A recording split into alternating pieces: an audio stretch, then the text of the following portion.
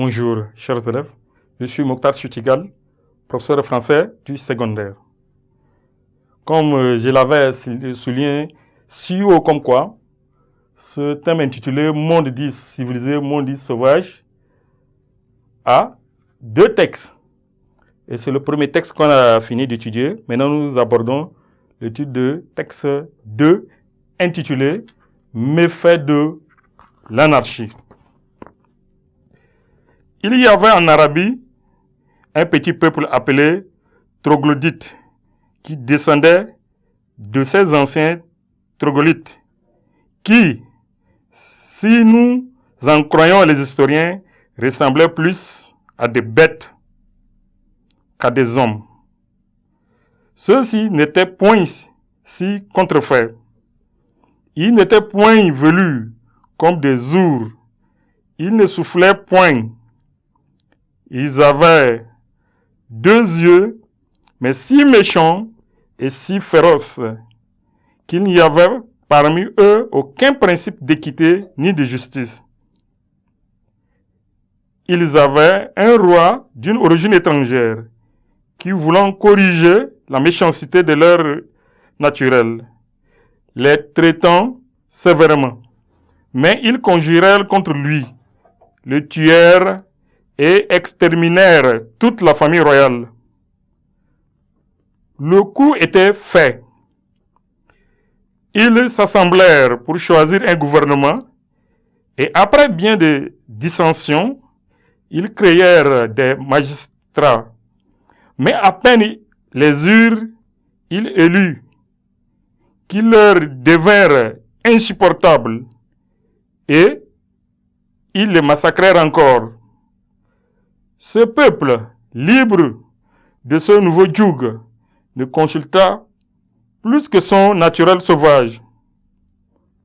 Tous les particuliers convinrent qu'ils n'obéissent plus à personne, que chacun veillerait uniquement à ses intérêts sans consulter ceux des autres.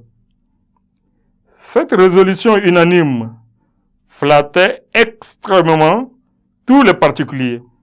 Ils disaient: qu'ai-je faire d'aller me tuer, à travailler pour des gens dont je ne me soucie point? Je penserai uniquement à moi.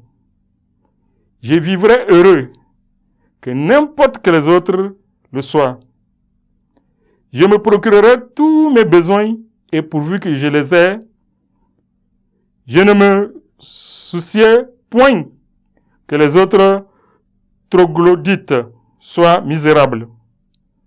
On était dans le mois où l'on ensemence les terres. Chacun dit: je ne labourerai mon champ que pour qu'il me fournisse le blé qu'il me faut pour me nourrir. Une plus grande quantité me serait inutile. Je ne prendrai point de la peine pour rien. Les terres de ce petit royaume n'étaient pas de même nature. Il y en avait d'argileuses et de montagneuses, d'autres qui, dans un terrain bas, étaient arrosées de plusieurs ruisseaux.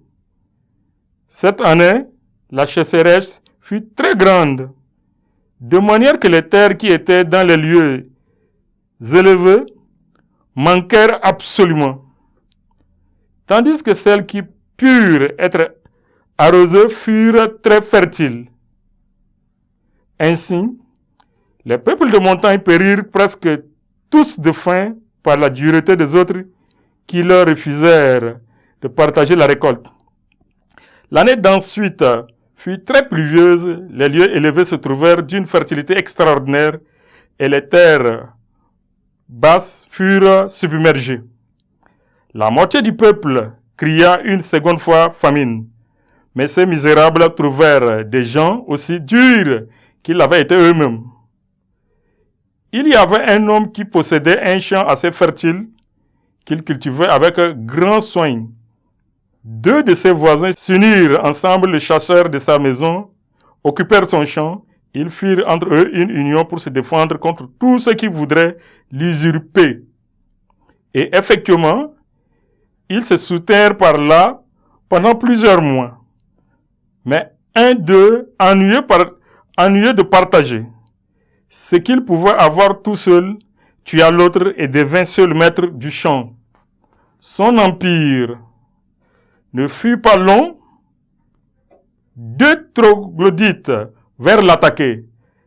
Il se trouva trop faible pour se défendre et il fut massacré. Cependant, une maladie cruelle ravageait la contrée. Un médecin habile y arriva du pays voisin et donna ses remèdes si à propos qu'il guérit tous ceux qui se mirent dans ses mains.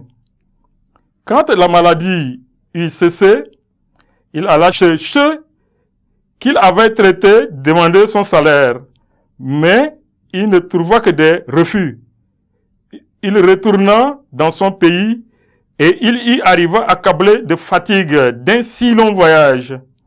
Mais bientôt, il apprit que la maladie se faisait sentir de nouveau et affligeait plus que jamais cette terre ingrate. Ils allèrent à lui cette fois et n'entendirent pas qu'il vint chez eux. « Allez, leur dit-il, hommes injustes, vous avez dans l'âme un poison plus mortel que celui dont vous voulez guérir.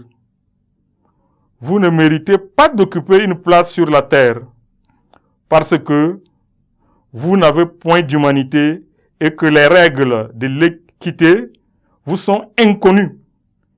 Je croirais offenser les dieux qui vous punissent si je m'opposais à la justice de leur colère. » Merci pour votre attention et à nous revoir à la prochaine séquence.